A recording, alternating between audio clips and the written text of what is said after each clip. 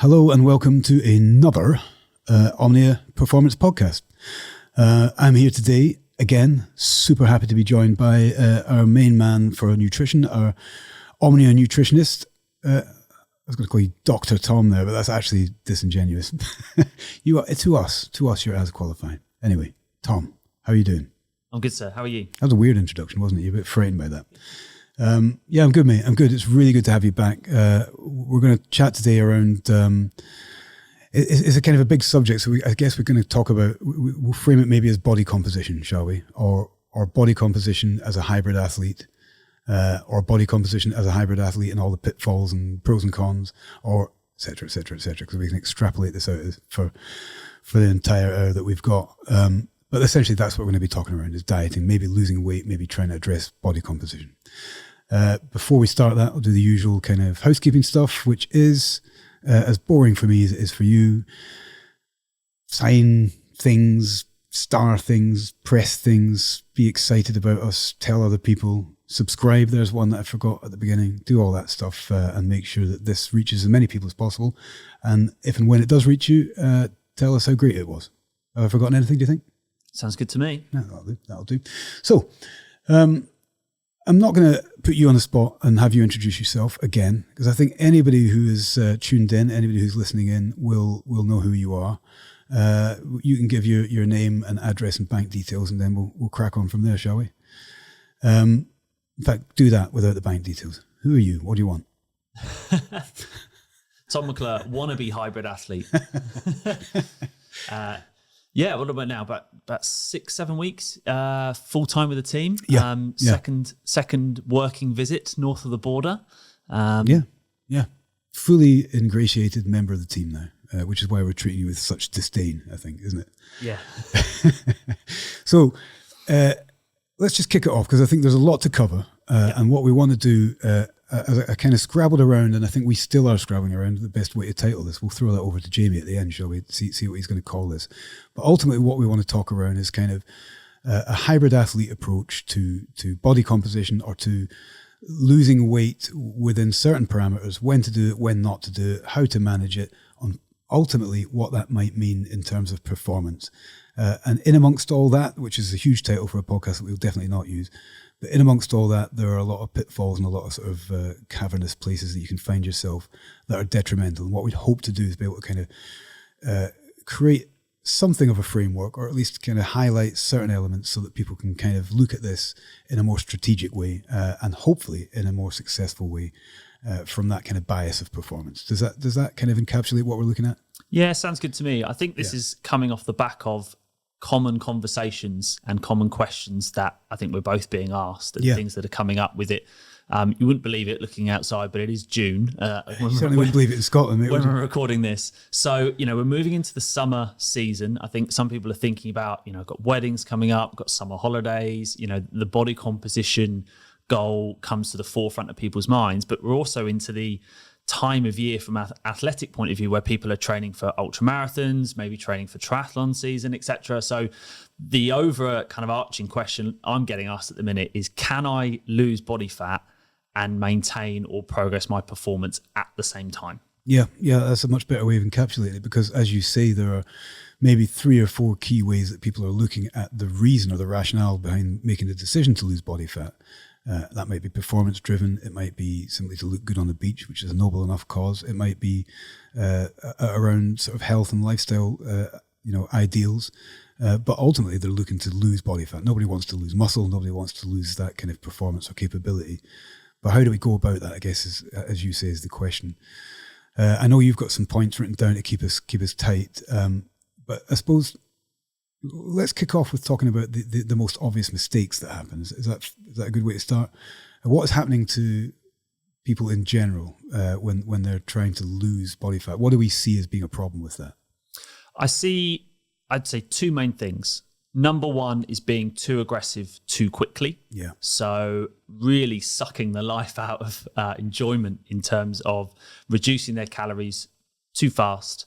Therefore, that impacts training performance, it impacts energy function, and just impacts, let's say, the overall enjoyment of trying to diet. Yeah. I can't sugarcoat it sometimes for people. Being in a deficit, you are going to feel hungry at times, but if you feel hungry less often, that might help you kind of mitigate those feelings at times. And secondly, is it becomes, I sometimes see people begin to focus more on the numbers side of things. So just working to a calorie target, to a macro target, and forgetting about potential food quality, about nutrient density. And that in turn is going to help, manage, again, exercise performance, recovery from training. Yeah. So I guess people are approaching it then. And I say, I guess, I know from our experience, but people listening in, they look at it and think, I don't want to diet for long because I hate dieting. They look at it perhaps and think, well, the best way to go about this is just to hammer hard at it and take, 25% of their calories out and hope that is something that they can kind of get their head down and grind their way through. And what you're saying is that that's too fast. We'll discuss, if there's a way to manage that or not in a moment. And B, as you say, it sucks the joy out of life as well, because you could be, as you say, if you're in a deficit, you are going to be a little bit hungry. You are going to notice a change. You are going to notice that there are things that you might have had before you made this decision that you can't have, and then that's going to chew away at you a little bit. But if you smash hard into it, that's just going to be worse, isn't it? Is there a kind of a time or a ratio as to how much weight we can lose over X amount of time? I guess too fast is too open a parameter for us to use. Scientifically, I feel like I know the answer to this, but I'd love to hear your take on it. What is the kind of ratio? How fast do we want to lose? Or how fast is too fast in losing weight? I think sometimes, I don't know whether it's just from misconception or whether it's kind of based on more mainstream media. People think they need to lose X amount of weight per week, and they base that on a pound per week, kilogram per week, whereas obviously someone's starting point could be very different from your starting point or my starting point. So I like to use more of a percentage of body weight per week. Yeah. And I say to athletes is that, look, if you go more than 1% of your body weight that you lose per week, the potential there is you're going to be losing muscle mass as well as body fat. So I would say 1% of your body weight per week would be an upper limit. And again, sometimes it's about, with nutrition, is like zooming out and look at the big picture in terms of if you were to consistently lose 0.5% of your body weight per week for 6, 8, 12 weeks, where would that get you? So actually, playing the long game rather than like, I've got to lose £2 every week. £2 for someone who's, I don't know, 100 kilo would be different for £2 who's 70 kilo, for example. So I think working off a percentage of your body weight gives you a better parameter and a better starting point. Something else I also like to do is often what I call like stick or twist with athletes. So for some reason, people often come with the goal of, I want to be X body weight. So let's say someone's 90 kilo, they're like, I want to be 82. I'm like, okay, well, it's quite a jump. Mm-hmm. Why don't we go step by step on the ladder, see how you feel at kind of each rung along the way. At some point, you might want to stick. At some point, you might want to twist and keep going. So rather than like set a big goal of being, let's say 82, it's like, well, when you get to 88, how do you feel? How do you look? How do you perform? You want to keep going? Okay, we'll go another rung on the ladder. And we keep going. And actually, sometimes the athlete doesn't need to get to 82. No, because it's quite arbitrary, really, to pick a number exactly. in the first place. It doesn't feel like that to people, They does might it? get to 84, they might get to 86. And actually, I feel good, I look good. As we've had conversations about before, the number on the scale doesn't always represent what you look like and how you feel and how you perform as well. So I would always think about other metrics. And, for guys, it might be a pair of jeans, it might be a shirt. For women, it might be a dress, something you want to feel and look good in at the wedding, on the beach, etc. Yeah. Going back to your 1% body weight, it's interesting to note as well that becomes a sliding scale, doesn't it? Because if you look at the maths there very quickly, and that is the ratio that I would use, which I'm not in the least bit surprised to find we agree on, is the for a 100 kilo guy, the top limit for that is going to be a kilo a week then. But once he gets down on a long-term diet, to 90 or 80, that's no longer a kilo, that's 800. And it's kind of managing that overall ratio, isn't it? And understanding that, and that's an upper limit.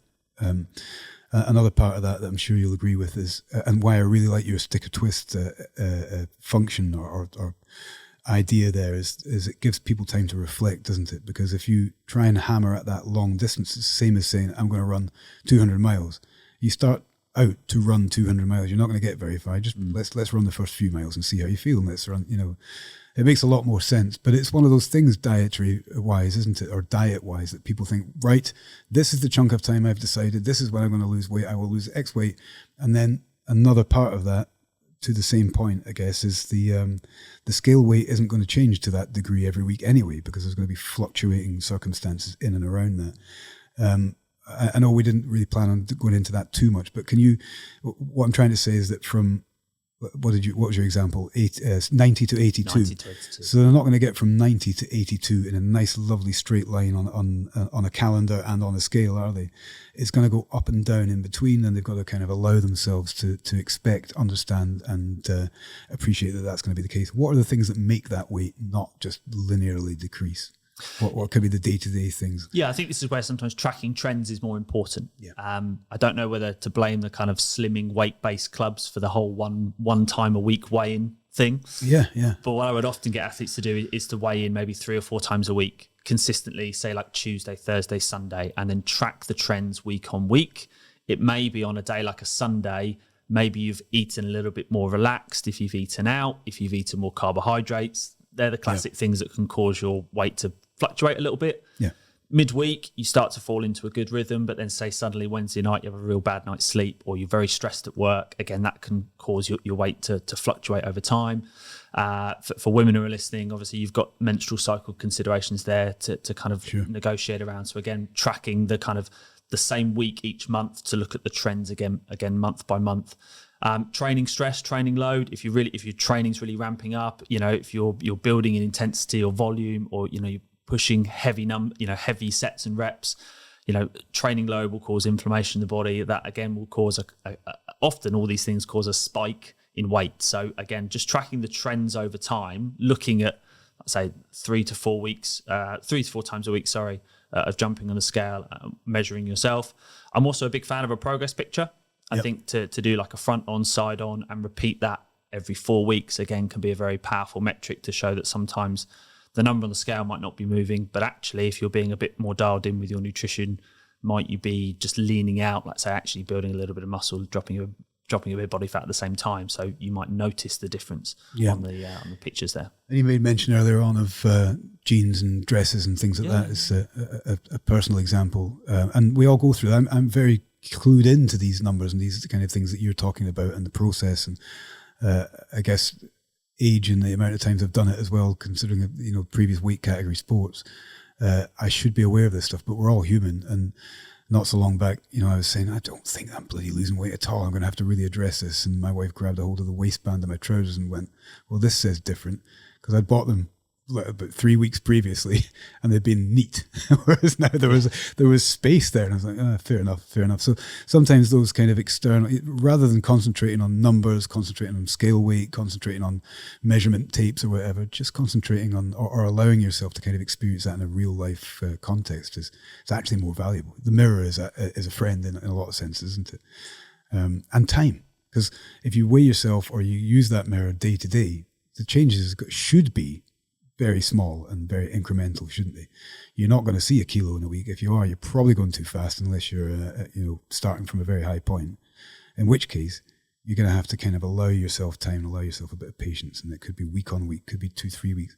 Going back to the menstrual cycle, as you said, it could be a 4-week cycle before you can say, compared to this time last month, at this point in my cycle, this is now my new norm. Oh, look, there's a change. But, knowing those and understanding that it's bigger than a day-to-day thing is pretty key, isn't it? Being patient with yourself, I think, is key.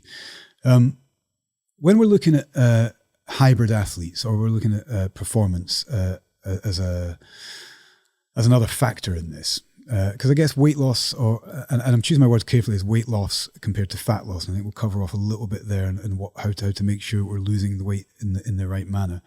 When we're looking at from an overall performance perspective.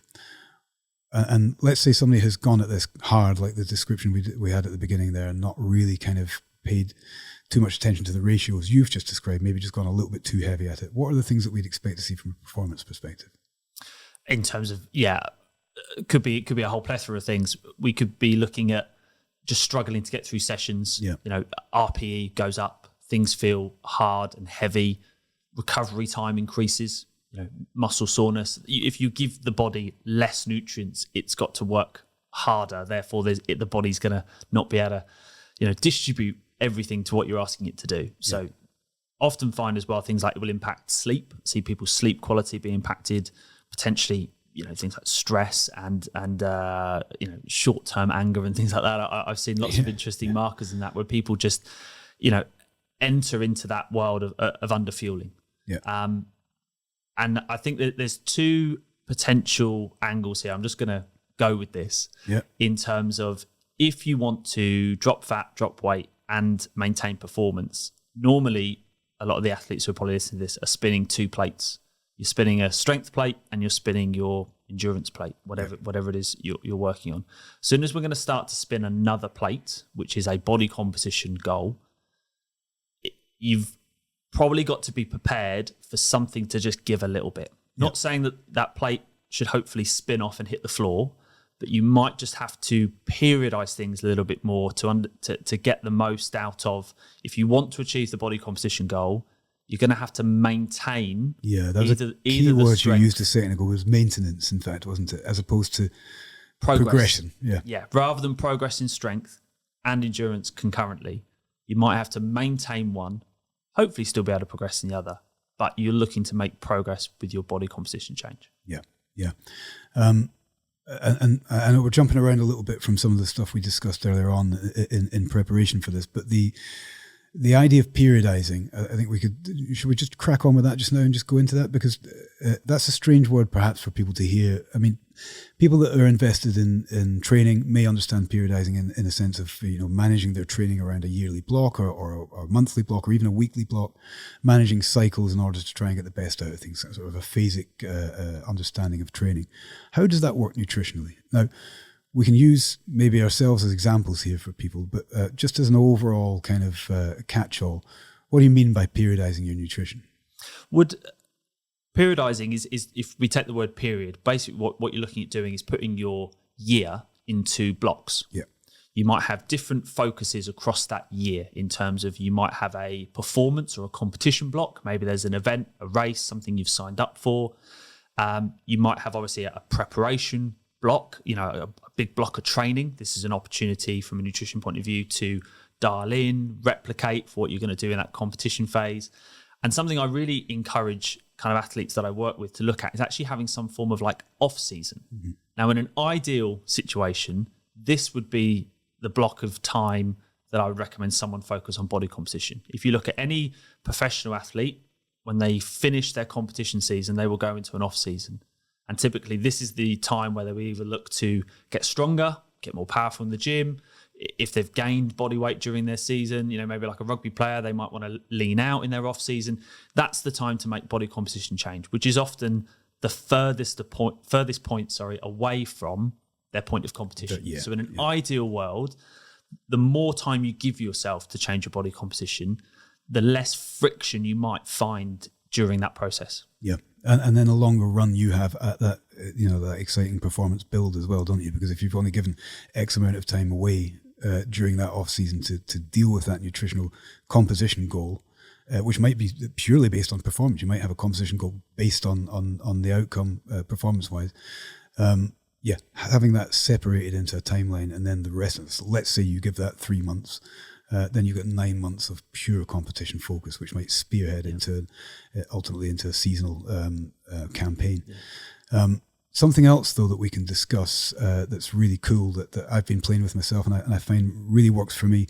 I was really interested to hear your take on this the other day. There's kind of two approaches to this. Well, there's probably more than two, but two that we like is actually periodizing your week. And it speaks to our kind of hybrid methodology in my mind, in the sense that we like to kind of consolidate these stressors and separate our week out into intensity and volume and build the structure of a week around that.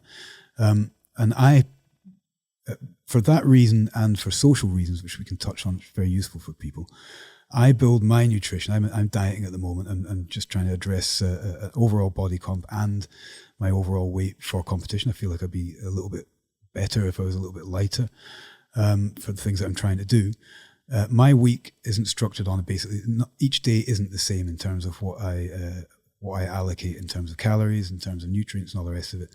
And rather than me describing my week before that, I wonder if you can kind of touch a little bit on why a person would even periodize a week or cycle their week with that variability. I think this comes down to a common fault that I sometimes see is goes right back to that point at the start, is that overall across the week, potentially the deficit the athlete places themselves into is just too large. And at some point, something gives, whether it's the enjoyment, they flip the table over, they give up, the performance metrics go down, they get injured, they get ill. Something can happen when you're just not giving your body enough of what it needs and the deficit is too large. So by periodizing your week, it gives you the potential to see where you want to perform well and where there may be opportunities to just be a little bit more adaptive and have maintenance. So I think it's no one's fault, but often what people will do is they'll have a calorie target, a calorie number, and they'll have that same target 7 days a week. Correct, yeah. I think what you have to look at if we're balancing strength and endurance, and particularly if you are someone who's in that ultra marathon triathlon camp, it may be that the back end of your week, if you're following some quality programming, the volume can be quite high. Yeah. The energy expenditure is high. The demand on the body is high. Away from that, but you might be in the gym 1 hour, 90 minutes, you might have a couple of double sessions, but the intensity might be a little bit lower, doing some lifting. So the front end of the week might be a really good point to be really focused in that calorie deficit range. Yeah, which is that's the plan I have at the moment. Yeah. So it might be Monday to Wednesday, might be Monday to Thursday. Then we get to maybe Friday, Saturday, the volume's higher. Okay, I need to take the body composition cap off. I need to put the performance cap back on. Yeah. I need to eat close to or maybe at maintenance for those couple of days. And then maybe on Sunday, where it's a non-training day, as long as I've eaten well the previous days, I could get a bit closer back to that deficit again. Yeah. So zooming out, nutrition is all about consistency. And if you were to look at a 4, 6, 8 week cycle, if you can be in a deficit 4 to 5 days a week, but consistently, and you're at maintenance 2 days a week consistently, you're still going to make progress. Yeah, because the net is still a deficit. Exactly. Yeah, so to that example, just to kind of personalize that, and I'm only using me as an example because it's easier for me rather than creating an entire person. But the beginning of the week, exactly as you've just described, the beginning of the week for me is set aside mostly for strength training, a little bit of sprint work, but because I'm rehabbing a bit at the moment, I'm not going all out on that. So I'm in a position now where that and the main goal is to up my aerobic capacity over and over and up my, it's ultra marathon or large sort of extreme feats. So the way I periodize is exactly as you've just described, really, Tom, is the beginning of the week is given over to lower calories overall. I think we'll discuss macronutrients in a moment, but I still have a relatively static protein intake over the course of the week. But my carbohydrate and therefore sort of performance fuel is the way I look at that, is less at the beginning of the week because there's less requirement for it. So I cut harder, if you like. That's when I'm looking at a larger deficit overall, and it wouldn't be sustainable for 7 days because it's relatively tight. I also have a very clear structure during the week, Monday to Friday, because I'm here at the office with the guys, and there's a very clear habitual mechanism there. I can have my lunch at exactly the same time. I can manage things like most people would be in an office scenario. But at the weekend, there are two reasons for me. At the weekend, I have a larger performance output. I want to make sure I get through the longer aerobic sessions that I have well.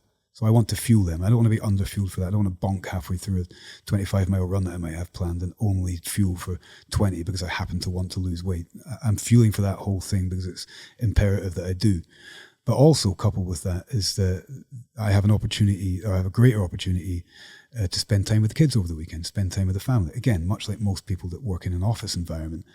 That means that because I'm with my children, I don't really feel it's ideal for us to be saying, well, let's go and have ice cream together. No, Daddy can't have ice cream because X, Y, and Z. So I allow myself a calorie spread across the weekend that fuels things, but it also allows me to be present in social situations. And it doesn't have to be about children. That could be about going out and enjoying a meal with friends, or perhaps even having a few pints if you've got the capacity for that in your overall calorie quotient. And that for me works really, really well because I do feel like I get through those weekend sessions. And you've just described it yourself. Sunday I ease back again. Monday I'm back into the key deficit.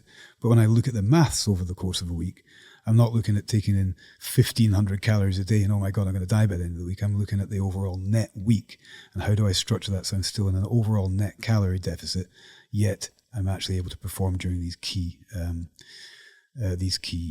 sessions. That said, I think it's easy to get that wrong. And I think if you could take us through your kind of take on the macronutrient quality there. Well, quality of food's one thing that I think we really want to really get deep into here. But macronutrient, carbohydrate, fat, protein, what are you doing with that? Are you manipulating that much at all in those scenarios? And you can use me as an example if you want. How would you play with those numbers, if at all? In terms of hierarchy of importance, calories are king for determining body composition change. The next important rung on the ladder would be looking at protein intake, making sure to maintain muscle mass, to help with satiety between meals, helping us stay fuller for longer while in a deficit. Protein becomes important.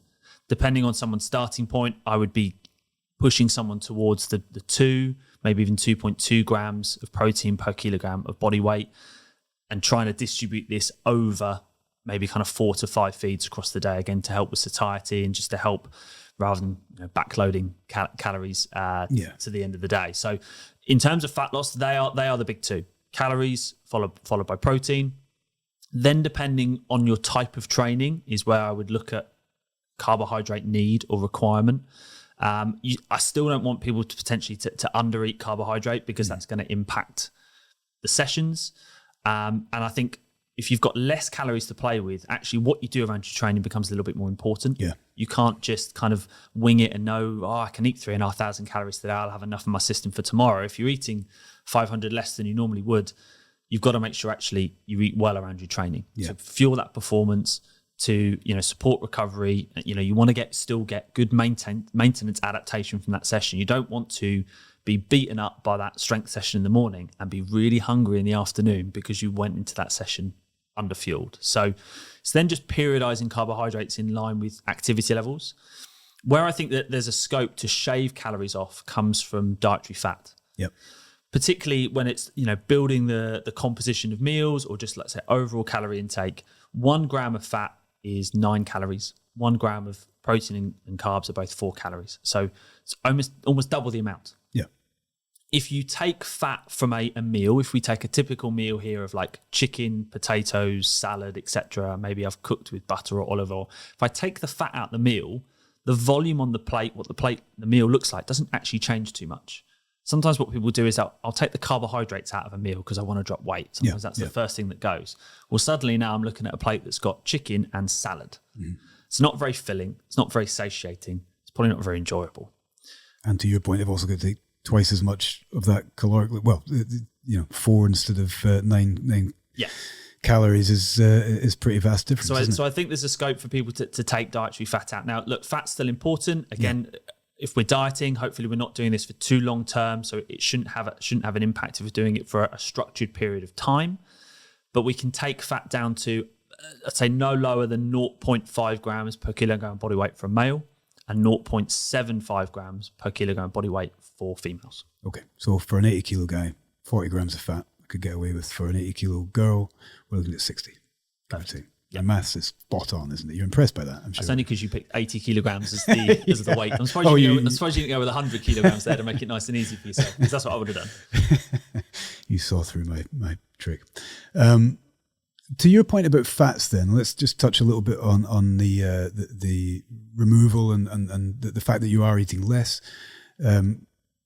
I think that there's a need for us, and actually this is our kind of ethos and philosophy, isn't it, with the dietary stuff, is to focus a lot, in fact, on the quality of foods.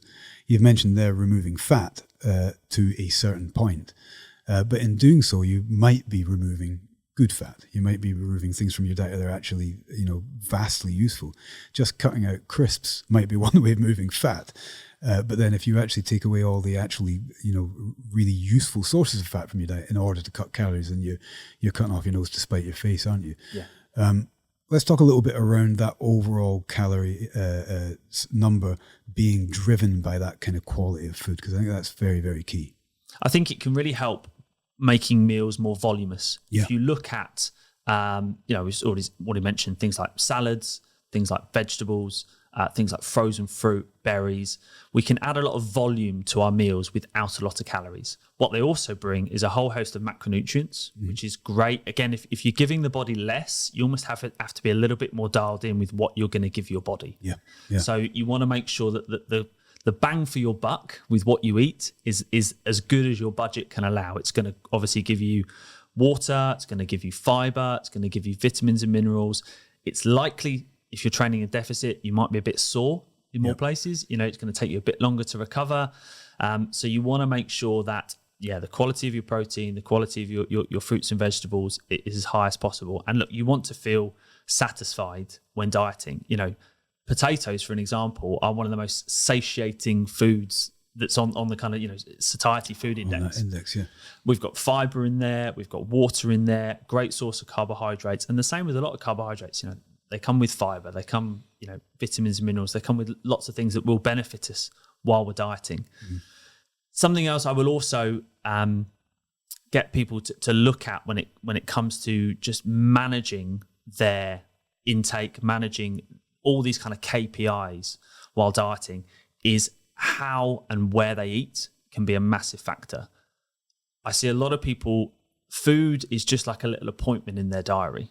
I know we are all very busy, we live fast-paced lives, but actually taking time to sit at a table, at something that's designed for eating, not distracted by technology, and chewing your food properly. I sound like a parent when I talk like this. I like this though, because this is sort of old school advice, but advice that gets forgotten quite a lot, doesn't it? Huge difference in terms of how long it takes you to eat a meal, how long mindfulness, isn't it? Yeah. That mastication from the enzyme release until it hits your stomach.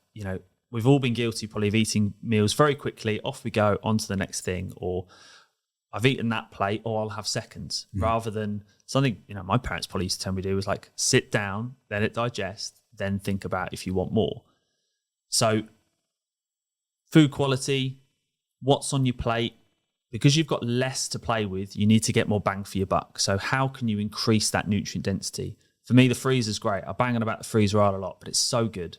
Frozen veg, frozen berries, make meals as voluminous as you can, and then look at, do I actually take 10, 15, 20 minutes to eat this meal? Do I just inhale it? Is there something I can do to make sure I'm more connected, I'm more mindful when I sit down and eat? Yeah, great advice. I think I always forget the quote and always forget the Greek philosopher, but there's a quote that goes something along the lines of eating to fullness is folly, something like that. Because if you smash enough food fast enough, you're going to feel full pretty quickly, but you've probably gone way over what you needed because of that lack of mindfulness, that lack of, you don't need to be studious with your food, but taking the time, being alert and actually investing the time in the enjoyment of it rather than just smashing it down. And which is ironically the opposite. When people are dieting, they're very hungry and think, oh my God, I'm going to eat this now. And they do smash it down, but take your time and fill out those gaps with mindfulness. I sometimes find as well, having an end point can help people. If they see a bit of a light at the end of the tunnel, often when just in conversations, not necessarily people I work with, but like, oh, I'm dieting and I'm finding it really tough. And, they're kind of dieting forever. Rather than coming at it, not in terms of being aggressive with your deficit, but aggressive in terms of, right, I'm going to draw a line in the sand. I'm going to go 4 weeks, 6 weeks, 8 weeks. And this is my end point. If I haven't got from 90 kilo to 82, then that's okay. Maybe I've got from 90 to 86, but that's the line in the sand because actually, here's my performance-based goal coming over the horizon. I need to, again, try to stop spinning 3 plates and need to go back to spinning 2 plates. As we've had conversations about before, for me, a healthy athlete, a well-fueled athlete is probably going to perform better than a lighter, under-fueled athlete. Oh, for sure. Yeah. So at some point, we've always got to put the handbrake on. If I'm working with an athlete who is dieting and be like, okay, we've gone as far as we can get. There might have been external factors, there might have been loads of social situations, things that were outside of your control that meant we haven't maybe dropped the weight as quickly as we would have liked to, but we've got to put the handbrake on now because we've got an ultra marathon coming up. We're 4 weeks out and we need to put our performance cap on again. Very good. Yep. I love it all, Tom. It's a Pandora's box, isn't it? Nutrition work, which is why we're so delighted to have you here because to have these external eyes on your dietary protocols is very, very useful, because it's very simple. I mean, I described it with myself earlier on. Despite believing myself as being somebody who knows quite a lot about this stuff, I should do. You can still find yourself very sort of myopic with this kind of stuff, can't you? Which is why conversations like this are good, and conversations with somebody like yourself are good. We'll quickly summarize, and then I'm going to round up with bringing back to that point. But the first thing we discussed was one of the problems people have is actually dieting too fast and too hard. So we've given them a ratio. Just remind everybody what that was in terms of overall. No more than 1% of your body weight per week. Per week. Great. The second part of that, remind me, Tom, just for clarity's sake, was we were looking at overall.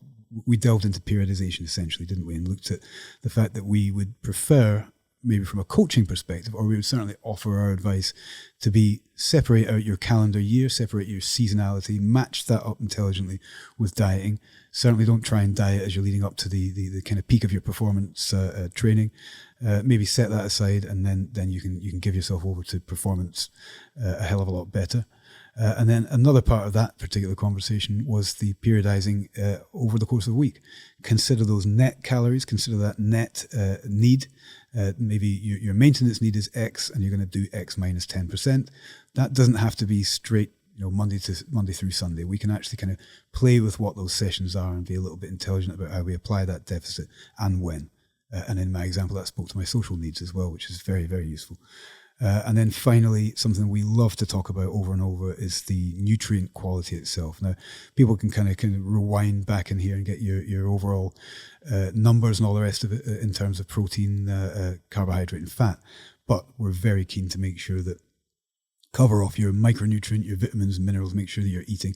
And not only, this very much from a health bias, but that in itself will lend itself to satiety, lend itself to overall enjoyment of those foods. And that mindfulness is key. Making sure that when you sit, eat, that you're actually present in doing so, and you're not kind of inhaling, as you said, and then thinking later, I'm still hungry. Well, no wonder you smashed 300 jelly babies and it didn't do anything to your satiety. So I think those are the overall key things, but it's a lot. Even summarizing there took what felt like a year for me, probably to anybody listening. One thing they can do, not a sales pitch, but something I have been trying to lean into a little bit more recently, is to speak to somebody who knows, or speak to somebody that you can offset that responsibility to a little bit, or speak to somebody simply so you can have these conversations backwards and forwards and say, what do you think about X? What do you think about Y? And it's worth saying that you are an individual who loves doing that with people, correct? Absolutely, 100%. Here to help. So people can find you how? They can find me on Instagram, tmc.nutrition. Come say hi, follow me, drop me a message or a question. If you're, let's say, interested in working one-to-one, having some support, some accountability, someone to help you navigate these hurdles of social situations, silly season, as I like to call it, over the summer, then you can book a consultation via the Omnia Performance website. We can have a chat and take things from there. Yeah. Tune into the Omnia socials, into Tom's socials, and find out what we're saying. There's these subjects come up quite a lot, and we really, I know something you really like doing is just ultimately being a kind of a mirror for people and listening. I'm really invested in you as a person, because you're really invested in people overall, and it's really lovely to see you working with folk. Hopefully you can get me through my diet too without the, you didn't mention it as hangry. I think, what did you say? Irrational behavior and all the rest of it. So before I chop anybody's head off, I'll speak to you, mate. Thanks so much, Tom. Always good to have you here. This will be another one of many conversations I look forward to having with you. In the meantime, let's get back to our diets. Cheers, mate.